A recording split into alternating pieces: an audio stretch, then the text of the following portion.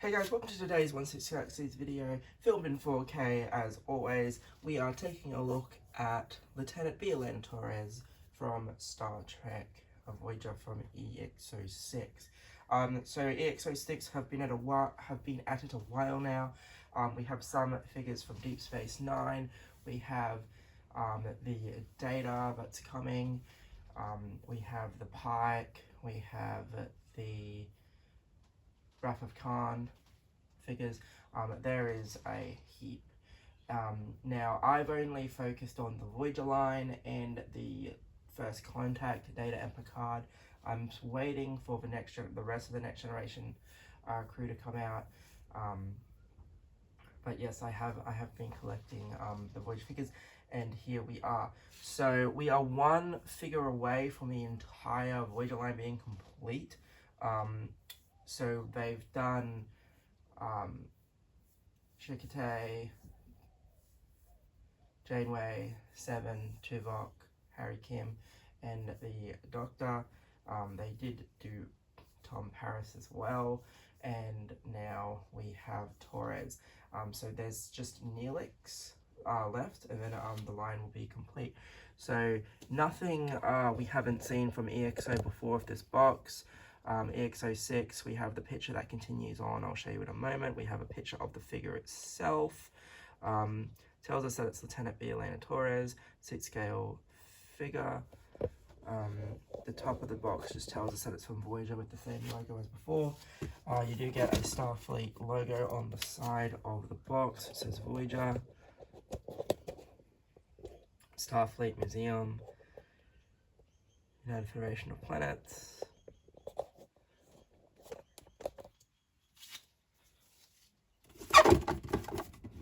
So this is that picture that I was saying. So we have all of the characters that they've done. So as I said, this is just like generic art of the characters, but so far they have all the characters and they've teased Neelix. So I'm assuming we will get him at some point once they start releasing the backlog of figures that they've created for themselves at the moment. The back of the box does have a picture of the figure itself, tells you what it includes, and then there's a nice picture of the contents as well, which is really quite nice. One thing with this figure is, I don't know why this is, the wrist pegs on this figure are tricky compared to the previous ones. I don't think it's because they're a separate design. Maybe a different I don't think it's even a material change. Might even just be a different team that made this figure, I don't know. But her wrist pegs are tighter than previous figures, and a lot of people have been breaking them. Now, EXO-6 don't give you the extra pair of wrist pegs like Hot Toys do, so that's a thing. I didn't break mine. I was very fortunate enough that mine, well, I pulled mine out of the hands and then used hot water and then just pulled them out that way, and I had no issues using the hot water method. But yeah, I've seen a fair few people break them because for whatever reason they're just different. And I mean, we've seen it with Hot Toys before with the Ahsoka DX. They had the weird wrist pegs that split.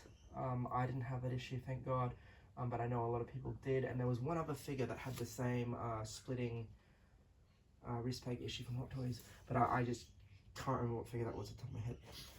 Alrighty, anyway guys, let's get in and take a look. So, like most figures, she comes with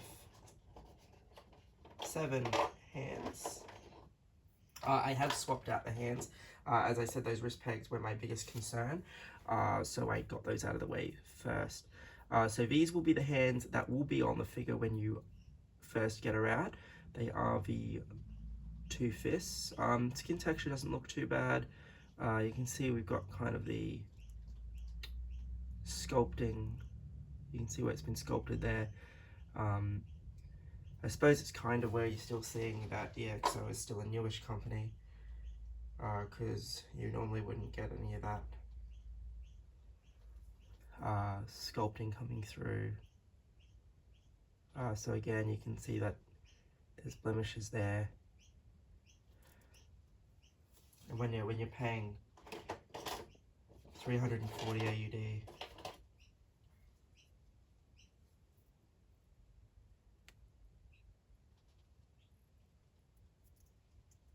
so you get this kind of relaxed hand. And then you get, I'm assuming, a mind meld hand of some description perhaps. I honestly couldn't tell you. It could be for holding the pad actually, but I was able to get her to hold the pad in a different hand. So, and then we get the other relaxed hand. In fact, sorry, it might actually even be the relaxed hands that are on her when you open her up, not the fists.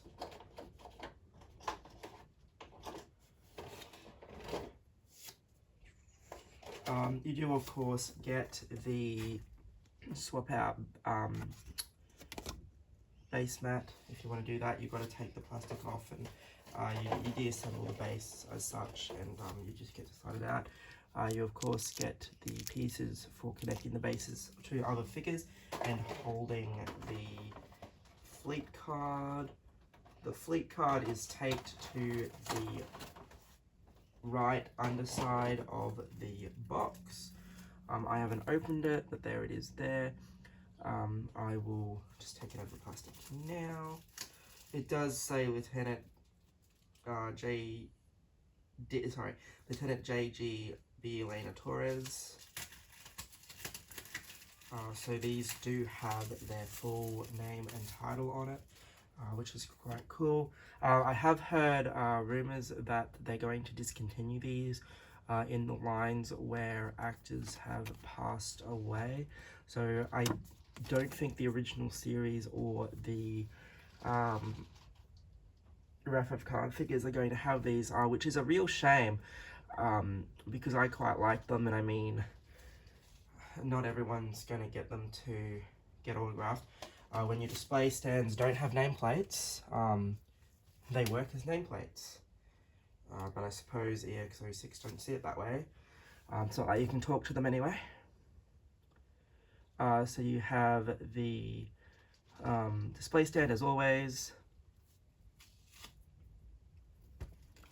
And then we have the various accessories. So we do have the pad. It's got the nice stickers and everything there. I think it's a slightly different model to ones we've gotten in the past. I think the screen is also probably slightly different to what we've gotten in the past. And then we of course have the two magnetic holsters with the various accessories.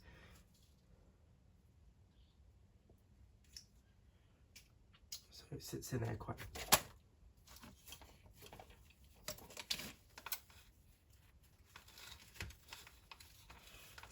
quite snug. No accessory we haven't seen before, so we know how this works by now. Just magnets together, paint apps are fine, stickers are fine. We've got this little bit here, and then that just closes and it goes back in the holster.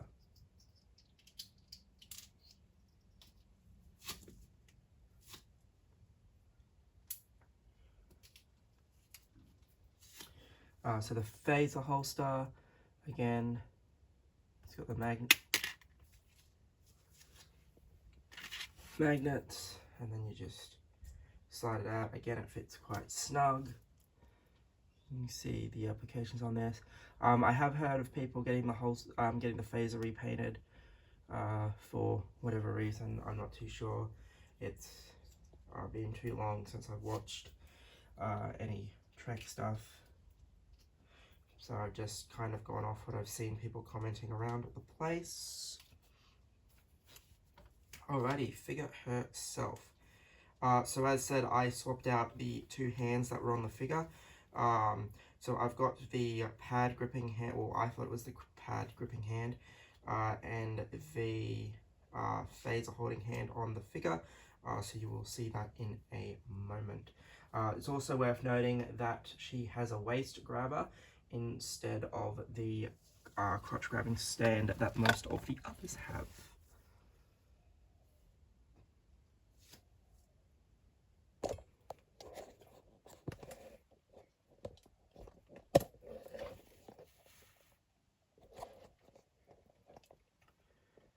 Alrighty, here we have our figure.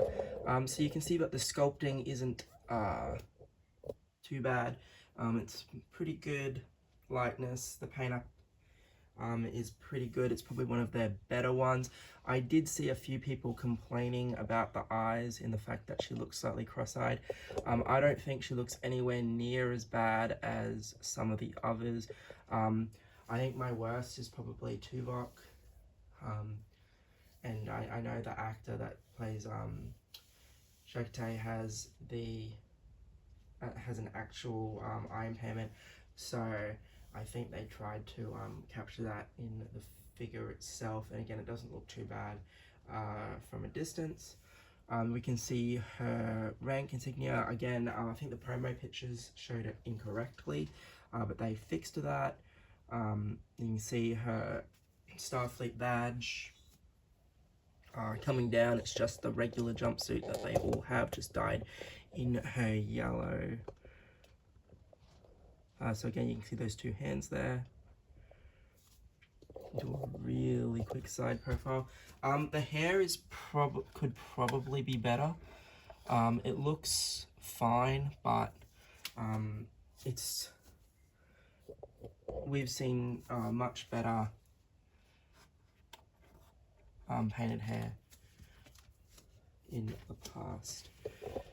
It kind of just all looks like one piece as opposed to individual strands. You can see that they've attempted to paint individual strands, but it kind of just all gets lost down the bottom there, and so it kind of looks like it's all together. Mine also did have loose threads, so it's got a loose thread there, and then there was one on that ankle on the pant as well, which is a little bit disappointing. Perhaps, I mean, who knows what the production time of this was, but her pre-order was pretty much a bit of a shit show, really. So they announced the pre-order, and then about 2-3 weeks later, she was out. So in my opinion, there was no need for her to even have a pre-order. It just should have been an immediate purchase figure like they did with the motion picture stuff. But they didn't do that.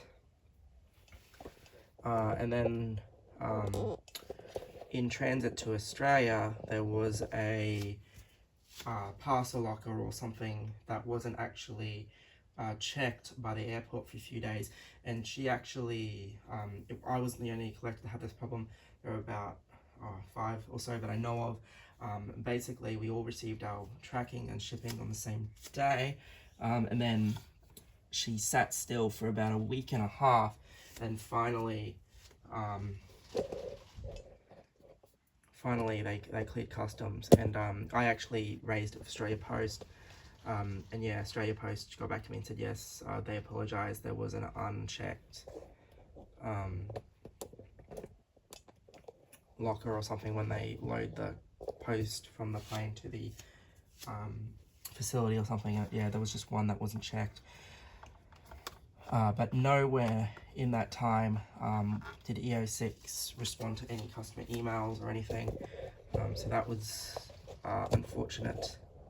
I was just lucky that Australia Post were able to rectify the delay, I suppose, and I got her. So the articulation's the same as any other figure. It's only really going to be hindered by the shoulders of the jumpsuit. Everything else should be fine. Again, you can see the hand for holding the phaser, and I was able to get the pad in that hand. So I suppose if you want the pad sitting flat, you could probably use that bigger hand, but I showed before. It's just something. So yeah, overall, she's quite nice. I have seen a few people get repaints of the hair already, and I've seen a few people get the repaint of the lips and the makeup just to make it look more realistic, I suppose.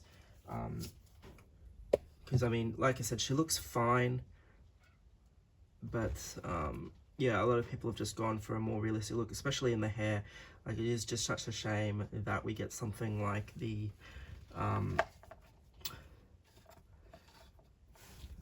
Hot Toys Wonder, or even like the Hot Toys B'Elanna, where every individual strand is kind of painted, and then you get something like this